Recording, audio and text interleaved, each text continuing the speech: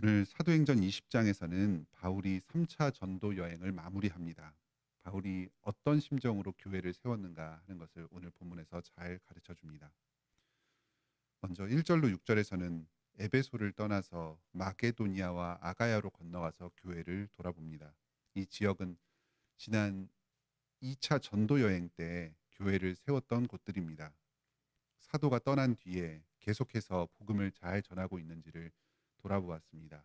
사도가 세운 여러 사람들이 사도의 뒤를 이어서 사도 자신이 없을 때에도 계속해서 복음을 전하며 교회를 세우고 있었습니다. 마게도니아와 빌립보와 베레와와 데살로니가 교회 이런 곳들을 돌면서 다시 복음을 전하였습니다. 약 1년 반 정도 기간 동안 이곳에 머물면서 복음을 전했습니다. 그리고 일루리곤 같이 그 주변에 있었지만 지난 전도 여행 때에 복음을 전하지 않았던 그런 지역에서도 새롭게 복음을 전하였습니다.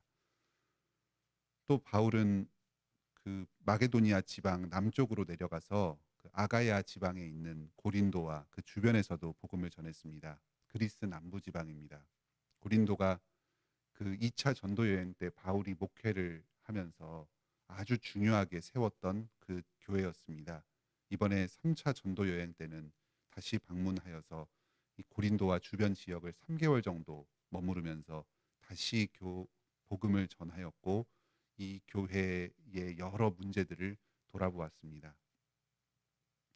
이제 바울은 전도 여행을 마치고 예루살렘으로 돌아갈 계획을 세웠습니다. 아가야 지역에서 배를 타고 곧장 지중해를 거슬러서 예루살렘으로 가면 좀 더 빨리 도착할 수 있습니다. 하지만 그 길목을 유대인들이 지키고 서서 바울의 목숨을 노리고 있다는 소문을 들었습니다. 백길은 들러야 되는 항구가 정해져 있기 때문에 추격이 쉽고 붙잡힐 가능성이 높습니다. 그래서 바울은 백길을 택하지 않고 도보를 통해서 왔던 길을 다시 거슬러 가면서 예루살렘으로 돌아가기로 결정했습니다. 본문 4절을 보면 당시에 바울과 함께 동행했던 7명의 동역자들이 소개되고 있습니다. 지금 바울은 전도 여행을 하면서 예루살렘의 극심한 환난을 돕기 위하여서 각 교회 성도들이 거둔 구제 헌금을 모아서 운반하고 있던 중이었습니다. 각 교회와 성도들은 참 어려운 형편 가운데 있었지만 십시일반으로 그 구제 헌금을 모았기 때문에 그것을 함께 모은 그 금액은 상당한 거액이었습니다. 안전을 위해서 함께 지키고 그 같이 운반할 사람들이 필요했습니다. 또 그 헌금을 예루살렘 교회에 전달하면서 각 교회의 대표자들이 그 자신의 교회에 인사를 전하면서 헌금을 함께 전달할 필요가 있었습니다. 그래서 이렇게 여러 교회에서 구성된 전도 팀을 이루어서 예루살렘으로 돌아가고 있었습니다. 7절로 12절에서는 돌아가는 길에 드로아 지역에 들러서 복음을 전한 내용이 나옵니다. 이 말씀을 통해서 우리가 당시에 그 드로아 지역에 세워졌던 초대교회의 모습을 엿볼 수가 있습니다. 이 교회는 안식 후 첫날에 모여 있습니다. 오늘날로 치면 주일입니다. 안식일이 토요일이었고 안식 후 첫날은 그 예수님께서 부활하신 주일입니다. 이때 모여서 예배를 드렸습니다. 그리고 그 예배의 자리에서 떡을 떼었습니다. 이것은 성찬을 하는 걸 말합니다. 초대교회 당시에서는 함께 떡을 떼면서 성찬을 나누고 또 그와 동시에 식사를 나누어 먹으면서 겸하였던 그런 풍습이 있습니다. 또 바울은 당시에 예배 가운데 강론을 하였습니다. 구약의 말씀을 자세하게 풀어서 설명하는 것을 말합니다. 당시 드로아 교회의 모습을 통해서 우리는 주일 예배의 본질적인 형태가 이미 사도 바울 당시부터 확립되어 있었던 것을 봅니다. 주일에 모이고 또 성찬을 행하고 말씀을 듣습니다. 오늘날 우리가 행하는 이 주일 예배에 그 언제 모이는지 또 모여서 무엇을 하는지 하는 이 본질적인 요소들이 이미 초대교회 때부터 시작되어서 지금까지 이어져 내려오고 있습니다. 사람들이 특별 집회로 모여서 밤늦게까지 말씀을 전했습니다. 많은 사람들이 모여서 말씀에 집중했습니다. 그런데 그중에 유두고라는 청년이 3층 난간에 걸터 앉아서 강론을 듣다가 피곤해서 졸다가 깊은 잠에 빠졌습니다. 그러다 난간에서 떨어져서 추락사를 하게 되었습니다. 얼마나 피곤했으면 졸다가 깊은 잠에 빠져서 난간에서 떨어져서 큰 사고를 당하게 되었을까요? 당시에 그 대다수 성도들이 그 육체 노동에 종사하고 있었고 아주 고단한 삶 가운데서 그 신앙생활을 했던 것을 보게 됩니다. 사람들이 큰 충격과 낙심에 빠졌습니다. 바울은 다른 성도들을 안심시키고 1층으로 내려가서 청년 유두고의 위에 엎드렸습니다. 주님께 기도하여서 그 청년을 다시 살렸습니다. 주님께서 이렇게 교회가 여러 피곤과 어려움 가운데 모여서 예배드릴 때에 우리의 안전을 지켜주시는 모습을 봅니다. 우리가 지치지 않고 상함을 당하지 않게 지켜주십니다. 그리고 혹시라도 사고가 생겼을 때에는 그 사고를 치유하여 주시고 회복시켜 주십니다. 오늘날에도 마찬가지입니다. 두려워하지 말고 주님을 신실하게 섬깁시다. 어떠한 어려움 가운데서도 주님의 보호하심을 믿으면서 말씀을 듣고 예배하기에 힘씁시다. 이어서 13절로 16절에서는 다시 여행을 시작하는 내용이 나옵니다. 이 드로아 지역에서 바울은 전도 팀원들과 잠시 헤어집니다. 여기 본문에서는 우리라고 합니다. 사도행전을 지금 저술하고 있는 누가가 이 전도팀에 소속되어 있었습니다. 바울을 제외한 나머지 전도 팀원들은 먼저 배를 타고 남쪽 지역 아소까지 가게 됩니다. 그리고 그곳까지 드로아에서 아소까지 바울은 도보로 이동합니다. 아마 그 주변에 있었던 교회들을 돌아보면서 말씀을 전하면서 이동했던 것 같습니다. 바울은 이제 아소에서 다른 팀원들과 합류해서 함께 배를 타고 밀레도라는 항구까지 이동합니다. 그 밀레도는 에베소 지역 근처에 있는 항구였습니다. 그런데 바울은 여기서 에베소 교회에는 들르지 않고 곧장 예루살렘을 향합니다. 에베소는 불과 얼마 전까지 그 2차 전도 여행 말미에 2년 6개월 동안 목회했던 아주 중요한 지역이었습니다. 그 지역에 들러서 전해줄 말들도 있었을 것입니다. 하지만 오순절 절기를 맞추어서 예루살렘으로 가야 되는 그런 상황이 있었기 때문에 시간이 얼마 없었습니다. 들르지는 못하고 대신에 에베소에 있는 장로들을 그 밀레도 항구까지 오도록 청하였습니다. 그들과 작별 인사를 나누면서 여러 목회에 필요한 조언들을 전해줍니다. 여기 17절로 38절까지 긴 분량에 걸쳐서 바울이 에베소 장로들에게 전해주는 여러 당부의 말씀이 나옵니다. 크게 전반부에서는 바울은 자신의 목회 경험을 간증합니다. 자기가 지금까지 어떻게 목회를 하였는지 설명해 줍니다.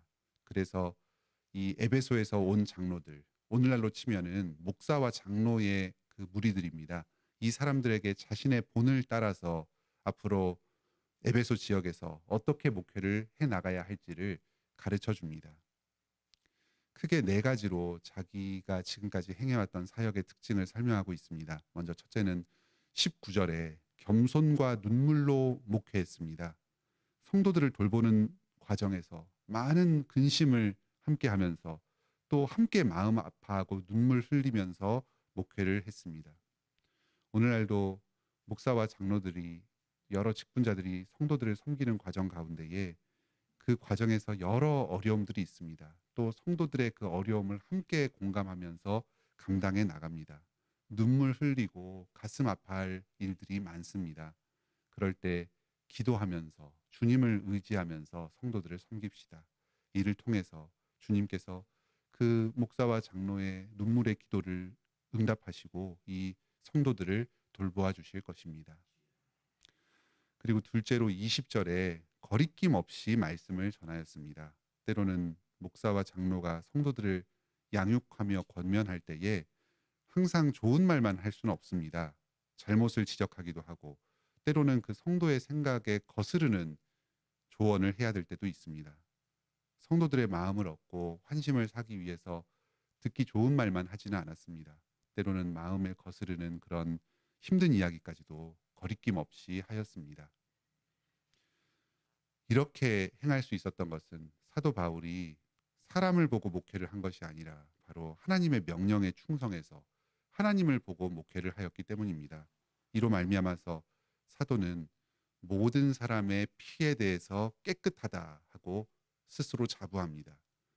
설령 어떤 성도들이 좀 불가피하게 죄 가운데 있다고 할지라도 목사와 장로는 그 말씀을 분명하게 전하고 책망하고 훈계하였기 때문에 지금 성도들이 범하고 있는 그 죄와 잘못으로부터 떳떳하다는 것입니다.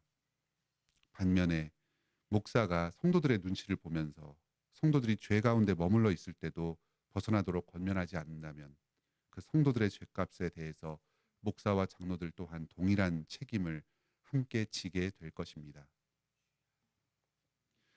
다음으로 세 번째로 사도는 오직 하나님께 대한 회개와 우리 주 예수 그리스도에 대한 믿음의 복음을 증거하였다고 합니다. 21절입니다. 사도가 전한 것은 하나님과 예수 그리스도의 복음입니다. 회개와 믿음을 전하였습니다. 어떤 세상적인 지혜나 말씀의 본질에서 어긋난 부차적인 것들을 다양하게 전하여서 사람들의 귀를 즐겁게 하는데 힘쓰지 않았습니다. 복음의 그 본질을 붙잡고 하나님을 향한 회개의 복음, 예수 그리스도에 대한 믿음의 복음을 신실하게 전하였습니다. 마지막으로 넷째로 23절에서 바울은 오직 성령이 각 성에서 증언하여서 결박과 환난이 기다린다 합니다. 지금 바울은 예루살렘으로 향할 때 고난을 향하여서 담대하게 나아가고 있습니다. 에베소를 떠나서 향하는 이 예루살렘에서 자신을 향한 핍박이 있고 자신이 결국 죽임당할 그 운명을 향해 나아가고 있음을 예상하고 있습니다. 하지만 복음을 증거하고 예수님의 명령에 충성하기 위해서 죽음을 두려워하지 않고 그 예루살렘을 향해 담대히 나아갑니다. 마치 예수 그리스도께서 십자가에 못 박히실 것을 아시면서도 예루살렘을 향한 것과 같은 모습을 보입니다. 이러한 바울의 삶의 태도, 이 하나님의 말씀에 순종하기 위해서 고난과 때로는 죽음까지도 두려워하지 않는 이 태도 자체가 이 성도들을 가르치는 중요한 본보기가 되었습니다. 바울은 예수 그리스도의 명령에 철저히 순종할 것을 말씀으로 가르쳤습니다. 뿐만 아니라 자신의 실제 삶의 모습을 통해서도 성도들에게 본을 보였습니다. 이어서 25절부터는 바울이 목사와 장로들에게 이 목회적인 교훈을 어떻게 적용해야 할지를 정리해서 설명합니다. 바울은 이 장로들에게 앞으로도 계속해서 자기의 뒤를 따라서 하나님의 말씀을 에베소 지역에 신실하게 전할 것을 당부합니다. 말씀을 맡긴다고 합니다. 바울이 계속해서 이 에베소 교회에 머무르면서 말씀을 전할 수가 없습니다. 자신이 사명을 다하고 또 때가 되면 자리를 옮겨야만 합니다. 그럴 때 자신의 후임자들에게 이 말씀을 맡겨서 자기를 이어서 계속해서 신실하게 말씀을 전하도록 합니다. 양무리를 잘 돌보라고 합니다. 단순히 말씀을 예배 때 선포하고 또 성경 공부를 통해서 잘 가르치기만 한다고 목회가 다 되는 것이 아닙니다. 성도들이 그 말씀 안에서 바르게 서서 살아가도록 곁에서 세심하게 살펴주어야 합니다. 필요한 경우에는 적절하게 조언도 하고 책망도 하면서 실제 들은 말씀을 자기 삶에 적용할 수 있도록 도와주어야 합니다. 이 목양을 하는 역할이 목사와 장로들에게 맡겨져 있습니다. 이어서 성도들에게 물질적으로 잘 베풀어야 합니다. 실제로 목사와 장로 자신이 구제에 모범을 보이고 재물과 이익을 탐하지 말아야 합니다. 목사와 장로가 교회를 섬기는 것은 어떤 경제적인 이익, 현실적인 유익을 얻기 위함이 아닙니다. 오직 하나님의 은혜로 말미암은 사명을 감당해 나가는 것임을 보여주어야 합니다. 그래서 목사와 장로는 교회에서 재물의 이익을 탐하지 않고 오히려 스스로의 빠듯한 형편 가운데서도 자기가 가진 것들을 아낌없이 풍성하게 교인들에게 베풀어 주어야 합니다.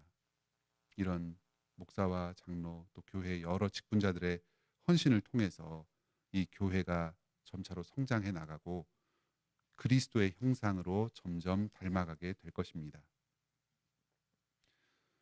오늘 말씀을 통해서 사도 바울이 하나님의 교회를 얼마나 사랑과 수고로 섬겼는지를 배웠습니다.